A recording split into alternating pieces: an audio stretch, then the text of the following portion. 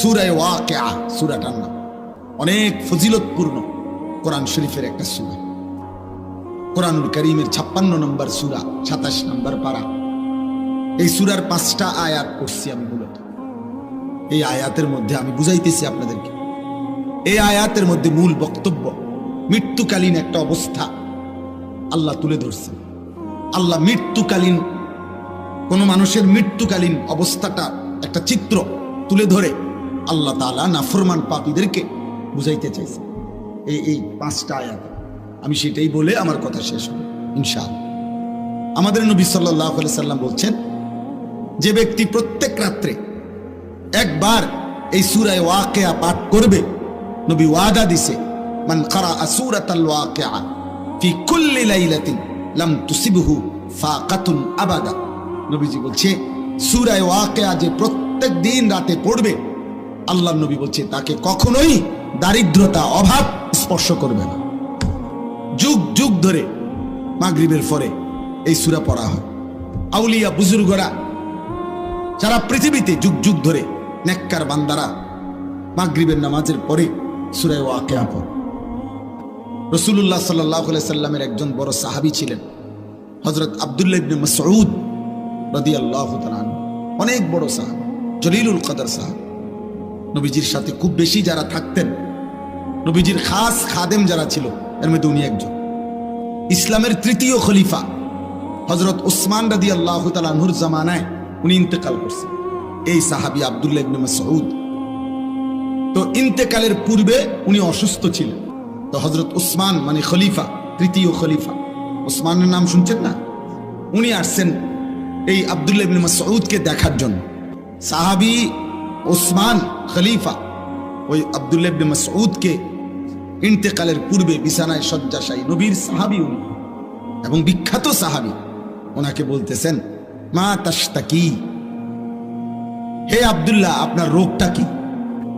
উসমান রাদিয়াল্লাহু তাআলা আনহুর কথার জবাবে বললেন, জুনুবি, আমার সারা জিন্দেগীর গুনাহগুলো আমার রোগ।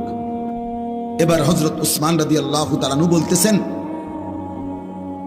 মা তাশতাহি, আপনার মনে কি চায়, আপনি কি চান, চান কি?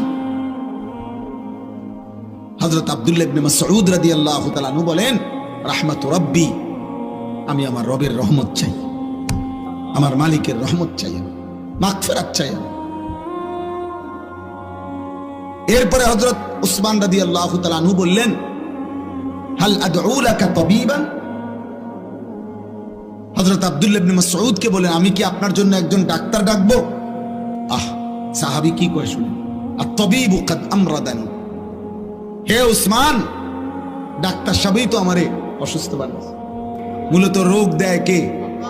সুস্থতা দেয় কে? এইটাই বুঝাইছে। আল্লাহই তো সুস্থ করবেন, আর তিনি তো আমাকে রোগাক্রান্ত করেছেন। আমি আলগা লোক ডাইকা লাভ কি? আলগা লোক ডাইকা লাভ কি?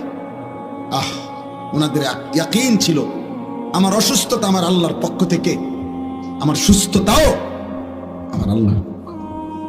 রবি ইবনে খাইসাম রাহিমাহুল্লাহ উনি বলছে, বাবা শোনো, ডাক্তার ডাকলাম হইলে আমিও, কিন্তু আমি একটা কথা চিন্তা করে দেখছি, যে ডাক্তারকে ডাকবা, ওই ডাক্তার আর আমি রোগী, ও চিরেই আমরা দুইজনই মৃত্যুবরণ করব। কাজেই আমিও যেহেতু মরে যাব, ডাক্তারও যেহেতু মরে যাবে, ওরা ডাক্তার লাভ কি? তার চাইতে চলো আল্লাহরে ডাকি। গুনাহ সব কালেই মানুষ করছে, অপরাধ সব কালেই মানুষের মধ্যে ছিল। ভাইয়া, তোমরা যা করতেছো এটা বাড়াবাড়ি করতেছো, একেবারেই মুক্ত স্বাধীন নিজের মতো চলতেছ। এই স্রোত কল্যাণ বয়ান না। তুমি একদিন এমন পিছলা খাইবা আর সোজা হইয়া দাঁড়াইতে পারবে। তো তোমারে যদি শুনাই যে ক্লাস 9-এর ছাত্র কি কয়, তো পাগল হয়ে যাবে। কি বলে? গুনাহ, অসভ্যতা, জিনা, ব্যভিচার, নোংরামি, গুনাহ, নারী, ছবি, অশ্লীলতা, বেহায়াপনা, আল্লাহর কসম। আখিরাতের ক্ষতি তো পরেই আছে, দুনিয়াতেও একটা মানুষকে অকর্মণ্য, ধ্বজভঙ্গ, একটা অপদার্থ মানুষ বানায়। কমপক্ষে 10টা চ্যানেলের খবরের দিকে দেখো, খবরে কি কয় দেখবা চারিদিকে পারিবারিক অশান্তি, পরকিয়া, পুরুষ অন্য মহিলার লগে, মহিলা অন্য পুরুষের লগে, ছেলে মেয়ের, মানে অর্থাৎ সর্বত্র মানুষের জীবনটা দুর্বিষহ। এটা অধপতনের অর্ধেকের কাছে পৌঁছে গেছে। এই দেওয়াল ভেঙে যাবে। তো তোমাদের চুল চেহারা যদি এমন হয়, তোমরা গ্রামগঞ্জের মানুষ হয়েও যদি এক ওয়াক্ত নামাজ পড়তে মন না চায়, তাহলে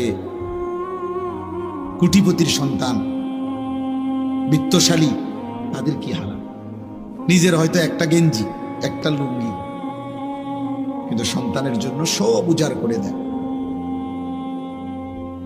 কিন্তু তোমরা যা করতেছো এর বিনিময়ে এটা ঠিক না। তোমার আব্বা তোমার সমবয়সী না, কাজে স্বাভাবিক হিসাব হইল, হতে পারে স্বাভাবিক হিসাবে তোমার আব্বা তোমার আগে খবরে চলে যাবে, কিন্তু তোমার কপাল নিয়ে তুমি থাকতে হবে। আমেরিকায় প্রবাসী আমাদের গুরুত্বপূর্ণ শিক্ষিত একজন ব্যক্তি, ওনার সাথে কথা বলছি। এই মুহূর্তে এক ভরি স্বর্ণের দাম 2,09,000 টাকা, মানে এক ভরি স্বর্ণের দাম 2,09,000 টাকা। অথচ এটা অবাক করা ব্যাপার, আশ্চর্য। পৃথিবীতে, সারা পৃথিবীতে কি হইতেছে আন্তর্জাতিক ভাবে, কারণটা কি? স্বর্ণের দাম এরকম আকাশচুম্বী হয়ে গেল কেন? দোস্ত, কৃত্রিম অভাব, কৃত্রিম সংকট, কৃত্রিম দুর্ভিক্ষ তৈরি করা হবে এই পৃথিবীতে, মনে রাখবে। ধরে নাও পকেটে টাকা আছে কিন্তু মার্কেটে পণ্য নাই। ধরে নাও মার্কেটে পণ্য আছে, পকেটে টাকা নাই, তখন কি করবো আব্বা? অর্থাৎ একটা শ্রেণী ভিক্ষুক হয়ে যাবে হয়তো এরা, আর যারা এগুলারে মজুত করে লাইতেছে তারা কৃত্রিম ভাবে পৃথিবীতে অনেক বড় সংকট তৈরি করবে। এটা একটা বললাম, এরকম অসংখ্য বিষয়। আল্লাহকে যে পরিমাণ নারাজ করতেছি আমরা, আমাদের উপরে বড় সড় মুসিবত আসে। যেদিন একটা রুটির জন্য মাইলের পর মাইল হাঁটতে হবে, সেদিন আর চুলের ফ্যাশন থাকবে। অভাবের তাড়নায় কবি বলছিল যে ভাত দে, নয়তো কি মানচিত্র, মানে পুরা দেশ গিলে খাবে। 1974 সালের দুর্ভিক্ষে কুকুরে এবং মানুষে একই ডাস্টবিন থেকে পচা লাশ আর পচা খাবার তুলে খাইছে। এজন্য বাবা আমি বললাম, প্রিয় ভাই, এত অসভ্যতা, এত চরিত্রহীনতা একজন সুস্থ স্বাভাবিক মুসলমান করতে পারে। তোমাদের অসংখ্য ছেলের চেহারা দেখতে বোঝা যায় গত 6 মাসে না, গত 2-4 বছরে কোনোদিন 5 ওয়াক্ত প্রতিদিন নামাজ পড়ছো কিনা তার কোনো চিহ্ন তোমাদের চেহারায় নেই। এত নিরাপত্তা পেয়ে গেলা কেমন? তোমার আব্বা বিদেশে, জন্য না। তোমার আব্বা বিদেশ মনে করছো এজন্য না। দুনিয়া 1000 বার বললেও, দুনিয়া 1 লক্ষ বার বললেও, তাম দুনিয়ার চাবি আপনার হাতে দেখাইলো যে আমি গোটা পৃথিবীটা আমার বাউন্ডারি ওয়াল, আর এটার একটা গেট, আর এই চাবিটা আমার হাতে, খোদার কসম এইটাও কিছু না। তাম দুনিয়ার মূল্য যদি আল্লাহর কাছে একটা মাছির ডানার পরিমাণ মূল্য থাকতো, নবীজি বলেন একটা বেঈমান, একটা নাফরমান আল্লাহর অবাধ্যতা করে 1 ঢোক পানিও পান করতে পারতো না। এজন্য আল্লাহ ফেলে রাখছে, যাও বান্দা দস্তরখানের মতো, দুনিয়া আমার খোলা দস্তরখান, সবটা দুনিয়া ভোগ করো। কিন্তু দেখার বিষয় হলো রব্বুল আলামিন বলে, বান্দা গুনে গুনে হিসাব করে বুঝ দিয়ে এরপরে আখেরাত দেব। আখেরাতের 1 ঢোক পানি মিলতেও আমারে সেজদা বুঝায় দিতে হবে। শুক্রবার আপনাদের মসজিদের যিনি ইমাম সাহেব জুমার খুতবা দেয়, উনার বয়ান মনোযোগ দিয়ে শুনুন। সব হুজুরে সারা বাংলাদেশে চিনতে হইব, এটা জরুরি। সব হুজুর জনপ্রিয় হইতে হইব, সব হুজুর একবারে বক্তা হইতে হইব সারা বাংলাদেশে। এটা কোনো কোরআন সুন্নাহ বলে নাই। অনেক বয়স্ক লোকের মানসিকতাই ভালো আছে মাশাআল্লাহ, তারা 3 জন আল্লাহর রহমতে বিদেশ, আপনার দোয়ায় চারোগা মাইয়াও বিয়া দিয়া লাইছি, বাড়িতে একখান বিল্ডিংও করছি। আল্লাহ রহমতে 4টা রুম, ভিতরে 2টা বাথরুম, বাথরুমও টাইলস। মাশাআল্লাহ, কামিয়াব চাচা, টাইলসে মতে। তাহলে আমরা যদি মনে করি একজন সন্তান ইটালি থাকলে যদি এত বড় সফল হন আপনি, তো যারা ইটালি জন্ম নিছে মাতে না, হেরা কি কহলটা লই আইছে? কি আর খাও তুমি আর আমি বাপ? ফাঙ্গাস আর তেলাপিয়া, ধন্যবাদ আর কাঁচামরিচ, পারমের মুরকা আর কক মুরকা, আর কি? এই তো সামান্যটুকু খাবার। একটা আসলি মাছ, একটা আসলি মুরগি, একটা আসলি মানে আসল তরকারি, আসল জিনিসটা খুঁজে পাওয়া এখন দুষ্কর না? কঠিন কিনা বলেন না? তো আর কি ভোগ করলাম? সবই তো নকল, হাসিও নকল, কাশিও নকল। এই জন্য যুবক মনে রেখো বাপ, সিনেমার ওই নর্তকী সুখে নাই, নাটকের ওই নর্তকী সুখে নাই, রাস্তার ওই বেহায়া নারী সুখে নাই। ও মূলত যে হাসে, ও যে রূপ দেখায়, যৌবন দেখায়, ও তো টাকা পয়সার বিনিময়ে দেখায়। ওর হাসিটার মধ্যে টাকা, ওর কাশির মধ্যে টাকা, ওর কান্নার মধ্যে টাকা। ও তো টাকায় হাসে, টাকায় কাঁদে। 400 কোটি টাকার মালিক, আমি নিজে দেখছি আমার কাছে একাকি কামরায় এভাবে কাঁদছে যে বাচ্চার মতো মন চাইছে আমিও তার লোক কিন্তু কাঁদব। অথচ গোটা পৃথিবী বলতেছে, পৃথিবী জানে আমি সুখের সাগরে, আমার কলিজার ব্যথা, আমার সারা রাত্রের অস্থিরতা, আমার দুঃখ, আমার পেরেশানি, আমার সাংসারিক যন্ত্রণা, জ্বালা যা আমি জানি। একদিন দিন ফুরাইলে দেখবে যে শরীরটাও নাই, স্বাস্থ্যও নাই, যৌবনের ক্ষমতাও নাই, আবার আখেরাতও নাই। আখেরাত আইব করতে হয়তো আমলই করে নাই, নামাজে পড়ে নাই। নারীর আসক্তি মানুষকে মুশরিক বানায়। কিভাবে? একটা পর্যায়ে সে এটাই বিশ্বাস করে দিলে আমি পৃথিবী সব ছেড়ে দিতে রাজি, জগতের আল্লাহ কি, রাসূল কি, বেটা দুনিয়ার মা বাপ কিচ্ছু মানি না, আমি শুধু এই নারীকেই চাই। তাহলে এই নারী, এর জন্য সে সব ছেড়ে দিল। আল্লাহ নবী সাল্লাল্লাহু আলাইহি ওয়াসাল্লাম বলছেন, লা ইয়াজনি জানি হিনা ইয়াজনি ওয়া হুয়া মুমিন। কোন ব্যক্তি যখন জিনা করে সে মুমিন থাকে না। হারাম প্রেম হয় না, হারাম ভালোবাসা হয় না। এই মহব্বত, ভালোবাসা, এই শব্দটি ইসলামী দৃষ্টিকোণে কোনো হারাম জায়গায় ব্যবহার করা যায় না। নারীর সাথে বিবাহ বহির্ভূত কোনো মহিলা মেয়ের সাথে হালাল বিবাহ ব্যতীত অন্য যেই কোন রকমের সম্পর্ক, এটার নাম একটাই, জিনা। ছুঁয়ে দিলেও জিনা, কথা বললেও জিনা, তাকাইয়া থাকলেও জিনা, কানে শুনলেও জিনা, পায়ে হাঁটা চোখ গেলেও সাথে জিনা, অন্তরে কল্পনা করলেও জিনা, লজ্জাস্থান দিয়ে অপকর্ম করলেও জিনা। একটা ছেলে মনে করেন 365 দিন, এক বছরে কোনো দিনও ফজরের নামাজ পড়লো না, মুসলমানের বাচ্চা, মুসলমানের সন্তান, খোদার 365 দিন এভাবে আল্লাহকে ভুলে যায়, কোনোদিনও মনে পড়বে না। আল্লাহর পক্ষ থেকে মানুষের উপরে দুনিয়াতে সবচেয়ে বড় শাস্তি কি? সবচেয়ে বড় শাস্তি হলো আখিরাত ভুলে যাওয়া, আত্মভোলা, নিজের গন্তব্য, নিজের ঘর চেনে না, নিজের বাড়ি চেনে না। একজন মহিলা আজকে 20 বছর মনে করেন বেপর্দা, হায় হায় এই মহিলা কেমন ভোলা বলছে আল্লাহকে। ওর কোনোদিনও কি মনে পড়বে না যে এটা গুনাহ? কোনোদিনও ভাববে না। এটা জীবনের সবচেয়ে বড় লানত।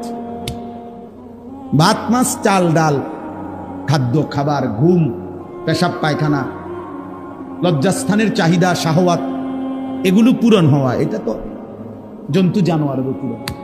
তা আমি মুসলমান হিসেবে আমার আলাদা বিশেষত্ব কি? তাহলে আমি যে বলি আমি মুসলমান, আমার ভোটার আইডি কার্ডে যে লিখছি আমি যে আমার ধর্ম ইসলাম, এইটার বৈশিষ্ট্য কি? আমি যে বলি সবসময় যে আমি মুসলমান, তো এর মানে কি? ভাত খানা, মুসলমান মানে ভাত খানা। আমি জমি কিনছি, হুজুর আল্লাহর রহমতে আমরা দোয়া যা 60 বছরে কুদ্দুর কুদ্দুর করে কিন না, এখন 90 শতক হয়েছে, দোয়া করেন। আর কি দোয়া করতে, মানে আরো 90 শতকে। আল্লাহ নবী সাল্লাল্লাহু আলাইহি ওয়াসাল্লাম বলছেন, মা আকালতা ফাআফনাইতা, তুমি নিজে যেটা খেয়েছো এটাই তোমার। ওমা লাবিসতা ফাআবলাইতা, যে পোশাক তুমি নিজে গায়ে দিয়েছো সেটাই তোমার। ওমা তাসাদ্দাকতা ফাআমগাইতা, যা তুমি আল্লাহর রাস্তায় সাদাকা করেছো তা তুমি, তোমার কেবল এই তিনটা। লাশটুকু পর্যন্ত দাফনের সুযোগ হয় নাই, হচ্ছে না। কবর থেকে আবার লাশ উঠাইছে, মানে মরা মানুষের হয়তো জিঙ্গাই বুঝে কোন ফুতিরে কোনটা দিবেন। আপনি কইয়া জান মরছেন কেন, আপনি মরলেন কেন মিয়া? দুনিয়া বাড়ানোর নেশা তোমাদেরকে গাফিল করে দিল। শাগালাকুম ফিদ দুনিয়া ওয়া আনসাকুমুল আখিরাহ, দুনিয়াতে ব্যস্ত করে দিল, আখিরাতকে ভুলিয়ে দিল। আল্লাহ বলেন, আর সেই কবরে পৌঁছলেই তুমি জানতে পারবে কি করা উচিত ছিল আর কি করেছি। সুম্মা কাল্লা সাউফা তা'লামুন, আবার আখিরাতে হাশরের ময়দানেও জানতে পারবে কি করা উচিত ছিল, কি তুমি করেছে। ওয়ালা ইয়াযুবু আন রাব্বিকা মিন মিসকালি যাররাতিন ফিল আরদি ওয়ালা ফিস সামা, সাত আসমান ও জমিনের এক বিন্দু, এক যাররা তোমার রবের আড়ালে নয়। আল্লাহ বলছে, আল্লাহ বলে, বান্দা যা করেছিলে সব তুমি তোমার সামনে উপস্থিত পাবে। ইয়াউমা তুবলাস সারাইর, গোপন বিষয়, অন্তরের ভেতরে যে কথা, সেগুলো সেদিন তোমার সামনে খুলে দেওয়া হবে। নারী দেখে, ছবি দেখে, উলঙ্গ দৃশ্য দেখে, নর্তকী দেখে, হারাম দৃশ্য দেখে কি কি ভাবছিল দিলে দিলে, আল্লাহ বলেন সেগুলো আমি খুলে দেখাবো। তোমার অন্তরের ভিতরের কথাগুলো আমি বের করে আনবো। আমি সব শুনেছি, সব জানি। তারা আমারে নামনে বুঝ দিলেন, আমি নামনে বুঝ দিলাম। হ্যাঁ, আমরা হুজুর পাবলিক মিল্লান জোড়া তালি দিয়া পার হইয়া গেলাম। এরপর আখিরাত। যুবক ভাই, তোমরাও ভাই, তোমার ওই উশৃঙ্খল চুলের কারণে, চেহারার কারণে, তোমার এই বদবখ্ত আকৃতির কারণে হয়তো অনেকে ভয়ে আতঙ্কে তোমারে কিছু বলে নাই। কারণ দেখতেই বোঝা যায় সন্ত্রাসী, দেখতেই বোঝা যায় চেহারা সুরতে আল্লাহ নাই, খোদা নাই, নামাজ নাই, রোজা নাই। এই জন্য হয়তো ভয়ে আতঙ্কে কেউ কিছু বলে নাই। কিন্তু তুমি নাফরমান, হাসরের ময়দানে কি বলবা? হ্যাঁ, কার মেয়ে দেখে নাক কাটাও, কার নারী, মোবাইলের ওই ছবি কার? যে নারীকে সারা রাত দেখে নষ্ট হইলা, ও তো তোমার মতো কারো মা, ও তো তোমার মতো কারো বোন। এক যুবক নবীজির জামানায় জিনা করতে চাইছে, নবী তাকে 5টা কথা বলছে। 5 বার নবীজি তাকে জিজ্ঞেস করছে কাছে আইনা, যে যুবক, এই জেনাটা তোমার মায়ের সাথে কেউ করুক, তুমি কি পছন্দ করো? যুবক বলছে, লা ওয়াল্লাহি, না আল্লাহর কসম নবী, আমি এটা পছন্দ করি না। নবীজি এরপরে বললেন, তুমি কি তোমার কন্যার জন্য এটা পছন্দ করো যে তোমার মেয়ের সাথে কেউ জিনা করুক? যুবক বলছে, লা ওয়াল্লাহ, আল্লাহর কসম নবী না। নবীজি বললেন, যুবক, তুমি কি পছন্দ করো তোমার বোনের সাথে কেউ জিনা করুক? লা ওয়াল্লাহ। যুবক বলল, না আল্লাহর কসম। 4 নম্বরে নবী বলেন, আফা তুহিব্বুহু লি আম্মাতিক, তুমি কি তোমার ফুফির সাথে কেউ জিনা করুক, তুমি এটা পছন্দ করো?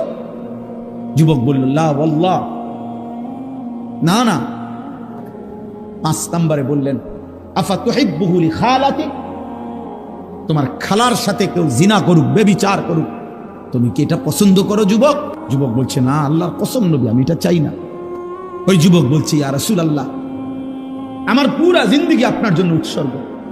যুবক তখন বলছে, আল্লাহর কসম নবী, ইন্নী তুবতু, আমি তওবা করলাম, আমার চোখ খুলে গেল, আমার দিল খুলে গেল, আমি এমন নাফরমানি আর কোনোদিন করব না, আমি তওবা করছি। অল্প কয়েকদিনের ভাত মাছ রুটি গোশত খাইতে দাও। আল্লাহ বলেন, ছেড়ে দাও আদারনি, সুদখোরকে ছেড়ে দাও, ঘুষখোরকে ছেড়ে দাও, দুনিয়া কিস্তিখোরকে দুনিয়া ছেড়ে দাও, বেবিচারী হারামখোর নেশাখোরকে দুনিয়া ছেড়ে দাও। আল্লাহ বলেন, ইন্না লাদাইনা আনকালাও ওয়া জাহিমা, আখিরাতে আমি রব্বুল আলামিন রেডি রাখছি জাহান্নামের আগুনের শিকল আর জাহান্নামের ধাউ ধাউ আগুন। হালাল উপার্জনকারী বেচারার বেতন হুদা 6,000, ইমাম সাহেব 9,000 টাকা বেতন, অথচ বেটাও জোয়ান। বেটায় বুঝে না সিএনজি চালালে এত ভালো ইনকাম, এটা ইমাম সাহেব বুঝে না, এটা ইমানদার বুঝে না। তো 1 লাখ টাকা কোন রকমে মিলাইয়া সুদে লাগাইলে, হ্যাঁ, এটা থেকে যে 10,000 টাকা আইব এটা বুঝে না, এটা না বুঝের কি আছে। কিন্তু ফেস তো হইলো আখিরাত। ইমাম সাহেব আটকায় গেছে তো আখিরাত, দিনদার আটকায় গেছে। যে সমস্ত লোক নামাজ পড়ে হালাল খাইতে চেষ্টা করে, শত অভাবের ভিতরে হারাম খায় না, হারাম নেয় না, অত আটকায় গেছে আখিরাতের কারণে। মক্কার কুরাইশরা, কাফেররা প্রতিনিয়ত তারা 2টা কথা বলতো নবীজিকে। এক বলতো, মুহাম্মদ, আমার শরীর, আমার জীবন, আমার ইচ্ছা, আমার স্বাধীনতা, সব কিছুর মালিক আমি। শরীর আমার, স্বাস্থ্য আমার, জীবন আমার, যৌবন আমার, টাকা আমার, বাড়ি আমার, সম্পদ আমার, সব আমার। আমার যেটা যখন মন চায় আমি তাই করব। এখানে আল্লাহ কি, আবার উনার বিধান কি? 2, মক্কার কাফেররা নবীজিকে বলতো, মুহাম্মদ, এই কবর থেকে নিয়ে তুমি যা কও এটি সব দিয়ে একটা হইতো না। কবর, হাসর, মিজান, ফুলসেরাত, বিচার, হাসার, আমল নামা, ইডি হুদা কথা এটি উঠত। নাউজুবিল্লাহ, তারা এই কথাগুলো বারবার নবীজিকে বলতো। ফালাউলা ইন কুনতুম গায়রা মাদিনিন, যদি তোমরা বলে থাকো কবর হবে না, আখিরাত হবে না, আর কোথাও ফিরতে হবে না তোমাদেরকে, আমি আল্লাহ পাক পারবো না এগুলা, তাইলে তো নিশ্চয়ই আমি এই রুহুও তো সরাই থাকতাম না। কারণ আমি যদি ওইটি পারতাম না, তাহলে এটা পারবো কেমনে? তো কাজে তারজিউনাহা ইন কুনতুম সাদিকিন, হে নাফরমান, তোমরা তোমাদের দাবিতে যদি সত্যবাদী হও, তো তোমাদের এই স্বজনের রুহুটা তার আপন জায়গায় ফিরে। তো যেহেতু এটা পারলা না, আমি আল্লাহ তো পারলাম, আমি তো রুহুটা বের করে নিলাম, তা আমি ওইটাও পারবো। আর তুমি যেহেতু এটা পারো নাই, ওইটাও পারত না। আমি আর তুমি বন্ধু, এই শেষ কথা, হাসলেও মরে যাব, কাঁদলেও মরে যাব, সুখে থাকলেও মরে যাব, দুঃখে থাকলেও মরে যাব, সেজদা দিলেও মৃত্যু হবে, শিরিক করলেও মৃত্যু হবে। আমল করতে করতে কেউ যদি আব্দুল কাদের জিলানিও হয় তাহলেও মরে যাবে। নাফরমানি করতে করতে কেউ যদি ফেরাউন নমরুদ হয়, তারও কি হবে? মৃত্যু। হযরত ওমর ইবনে আব্দুল আজিজ, ইসলামের 5ম খলিফা, তিনি মাঝে মাঝে কবরে গিয়া, কবরস্থানের সামনে উনার আত্মীয় স্বজনদের কবরের দিকে তাকাইয়া কবরকে ডাক দিতেন, হে মৃত্যু, হে কবর, মাজা ফাআলতা বিল আহিব্বা, এই কবর, আমার আপন জন করে গিয়া কি করলি রে? আমার আব্বারে কি করছো কবর বলো না? আমার দাদারে কি করছো কবর বলো না? হযরত ওমর ইবনে আব্দুল আজিজ বলেন, আমি শুনতে পাই কবর আমারে ডাক দিয়া বলছে, হে ওমর ইবনে আব্দুল আজিজ, তোমার আত্মীয়, তোমার স্বজন, তোমার আপন জনের শরীরের প্রতিটা অংশ জোড়া জোড়া আমি খুলে খুলে ছিন্ন ভিন্ন করে মাটির সাথে মিশিয়ে দিচ্ছি। এত নিরাপত্তা পেয়ে গেলা কেমন? তোমার আব্বা বিদেশ, এই জন্য না? তোমার আব্বা বিদেশ মনে করছো এই জন্য না? মানে বিদেশের উপরে কোনো মুসিবত আইবে না, কথা বলে না। আমি দেখলাম তোমাকে চেহারা দেখে, মোবাইলের স্টাইল দেখে বুঝছি তোমরা মানে খুব রঙের সাগরে ভাসতেছ। তোমাদের যে কোনো দিমাগ আছে বোঝা যায় না। তোমরা মনে করছো তোমার আব্বা মনে একটা মেশিনের নাম, বাপ মানে একটা মেশিন যেটা টিপ দিলে টাকা বাইর। একজন লোক সিমেন্টের বস্তা ট্রাকের থেকে গোডাউনে নিয়ে ফালাইতেছে, যে তার মাথার চুল থেকে পায়ের নখ পর্যন্ত ঘামে, আমার কাছে মনে হয় যেন বেচারা পানি ছুঁয়ে গেছে। এই পরিমাণ ঘাম তার শরীরটার মধ্যে। এক বস্তা সিমেন্ট, 50 কেজি সিমেন্ট। এই সিমেন্টের বস্তাটার জন্য এই লোকটার পিঠটা বাঁকা হয়ে যায়। প্রতিবার বস্তাটা ফালাইয়া সে ছোট একটা গামছা দিয়া কপালের ঘামগুলো একবার বসে, আবার আরেকটা বস্তা লেগে যায়। তাহলে 50 বস্তা যদি সিমেন্ট নামাইয়া থাকে বেচারা, 50 বার তার কোমরটা বাঁকা হয়ে গেছে। তাহলে ভাইয়া, এত কষ্ট করে 500টা টাকা মিলাইয়া সারাদিনে, সেখান থেকে তোমারে 200 টাকা দিছিল, তুমি সন্তান, সেই টাকা দিয়া তুমি জানোয়ারে মোবাইলে এমবি ঢুকাইয়া উলঙ্গ ছবি দেখো। তোমার মতো নিকৃষ্ট জানোয়ার আর কোনো মানুষের বাচ্চা হতে পারে? বাপে সন্তানের ভয়ে আর কোনো দিন বলে না। হয়তো দুপুর 2টার খানা বাপ মাগরিবের আগে হয়তো খায়, তবুও সন্তানরে বলে না যে তে যে পরিমাণ অসিব্য, তে যেভাবে গারফাক দেয়, থাক তারে কইও না। 1 বছর 2 বছর 4 বছরে হয়তো এমন হয়েছে কোনোদিন কোনো রোগাক্রান্ত হও নাই, এমন সুস্থ সবল, এমন তাজা শরীরে আল্লাহকে একটা সিজদা দিলা না, আল্লাহ নবী সাল্লাল্লাহু আলাইহি ওয়াসাল্লাম বলছেন, যে ফজরের নামাজ পড়ে না সে মুনাফিক। কসম আল্লাহ, নবী বলছে সে মুনাফিক, মুনাফিক, মুনাফিক। তাহলে বাপ, ওই কথা থেকে আবার ফিরে যাই।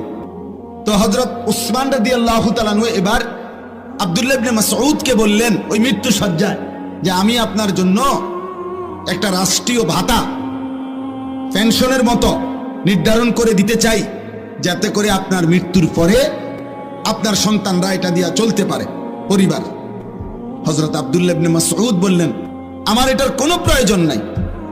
হযরত ওসমান বললেন, আরে আপনি তো মৃত্যুবরণ করবেন, শেষ অবস্থা আপনার বুঝতেছি আমরা, আপনার জন্য তো বলছি না, আপনার বিবি বাচ্চার জন্য বরাদ্দটা নিলে আপনার বিবি বাচ্চার উপকার হবে।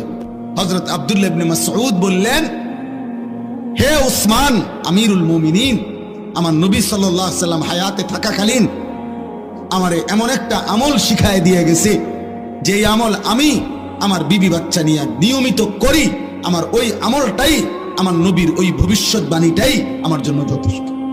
যে আল্লাহর নবী সাল্লাল্লাহু আলাইহি সাল্লাম আমাকে বলছেন যে যে ব্যক্তি প্রত্যেক রাতে একবার সূরা ওয়াকিয়া তেলাওয়াত করবে, অভাব এবং দারিদ্রতা তাকে কোনোদিন স্পর্শ করবে না। তা আমি তো নিজেও সূরা ওয়াকিয়া পড়ি, আমার বিবি বাচ্চারাও পড়াই, তাইলে আমার সংসারে অভাব আসবে না, সেটা আমার নবী বলে গেছে। তোমার সরকারি বরাদ্দ আমার লাগবে। নবীজি বলেন, আমার উম্মত, যদি তোমরা আল্লাহর উপরে পুরো ভরসা করতে, একটা পাখিকে আল্লাহ যেভাবে খাওয়ায়, চড়ুই পাখি, সামান্য পাখিকে আল্লাহ তোমাদেরকে ওইভাবে রিজিক দিতেন। কিন্তু হারাম করে এটা বুঝে না, সুদ করে এটা বোঝে না। সুদ করে আল্লাহরে ডাইরেক্ট বলে, আল্লাহ আমনে পারতেন না, আমনে কুলাইতে পারতেন না, আমনের কত কাম, আমনের লোকের অভাব নাই, আমনের ঝামেলা অনেক, আমার সুদ আমিই নেই, আমার অভাব আমি দূর করবো। এই জন্য হারামখোর, কিস্তিখোর, সুদখোর সরাসরি আল্লাহর সাথে বিদ্রোহ করে, আল্লাহরে বুড়া আঙ্গুল দেখায়। আল্লাহ বলছে, বান্দা এমন খার আমি মটকায় ফেলবো নাফরমান, মনে রাখিস। দুনিয়া নাফরমানরেও খাওয়াই, কাফের বেঈমানকেও খাওয়াই, নাস্তিক মুরতাদকেও আমি দুনিয়া খাওয়াই, আমি জন্তু জানোয়ারকেও, আমি জঙ্গলের বাঘ ভাল্লুককেও খাওয়াই। কিন্তু আমি আল্লাহ মৃত্যুবরণ যেদিন করবা, চোখ যেদিন বন্ধ হবে, সেদিন থেকে অনন্তকালের আখিরাত পর্যন্ত আর কোনদিন এক ঢোক পানিও পান করতে দেব না, এক লোকমা খাবারও আর দেব। মার চোখে পানি ঝরাইয়া তুই নাফরমান, কোনদিন সুখ দুনিয়ায় জুটবে না। যে মায়ের চোখের পানি ফেললে এতগুলো, যদি আল্লাহর কসম যদি ফিরে না আসো, মার কথা মতো আল্লাহর নাফরমানি যদি না ছাড়ো, আমি বললাম তুই পথে পথে ভিক্ষা করবে। কয়শো নজির লাগবে তোমার, কয় হাজার দলিল লাগবে। বাফেরে কষ্ট দিয়ে সুখে থাকবা। হ্যাঁ, সারাদিনে যেই বন্ধু এক ওয়াক্ত নামাজ পড়ে না, ওই বন্ধু হয়তো শয়তান। সারাদিনে মোবাইলে নারী ছাড়া, ছবি ছাড়া আর কিছু দেখে না, যে হয়তো শয়তান। নবীজি বলছে, সমস্ত গুনাহ, প্রত্যেক পাপের শাস্তি আল্লাহ চাইলে নির্দিষ্ট সময় আখিরাত পর্যন্ত, হাসরের ময়দান পর্যন্ত বিলম্ব করতে পারে, কিন্তু ইল্লা আকুল ওয়ালিদাইন, খোদার কসম নবী বলছে, তবে মা বাবার নাফরমানি ব্যতীত। মা বাবারে কষ্ট দিছে, চোখের পানি ফেলছে, মা বাবার নাফরমান সন্তান, নবীজি বলছে তার মৃত্যু হবে না, তারে আল্লাহ জমিনে বেইজ্জতি না করা পর্যন্ত। মৃত্যু আমাদেরকে বরণ করতেই হবে, আমাদেরকে কিন্তু চলে যেতে হবে। আমরা স্বীকার করি বা না করি, বুঝি কিংবা না বুঝি, আমরা মরে যাব বাপ। কিশোর ভাই, যুবক ভাই, নওজওয়ান, বয়স্ক বাবা, পর্দার আড়ালের মা বোন, আমাদেরকে চলে যেতে হবে।